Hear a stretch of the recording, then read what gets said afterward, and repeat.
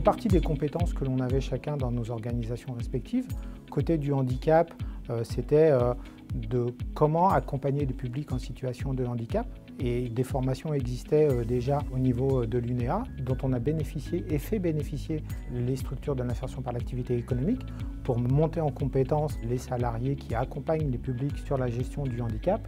Et puis de l'autre côté, avec Maïté, ma collègue du pôle ressources, on a consulté les entreprises adaptées pour savoir quelles étaient les problématiques qu'elles allaient rencontrer sur la transition professionnelle avec les CDD tremplin.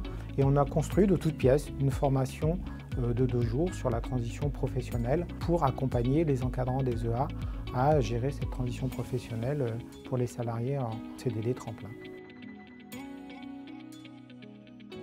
La formation, ce qu'elle m'a apporté personnellement, déjà c'est une meilleure appréhension et une meilleure compréhension des handicaps. Il y a beaucoup de handicaps qui sont non physiques et au travers de ces formations-là et de ces accompagnements-là, on arrive un peu plus à déceler les difficultés potentielles des gens sur un possible accompagnement vers l'emploi. Le CDD tremplin nous oblige à certaines obligations de suivi.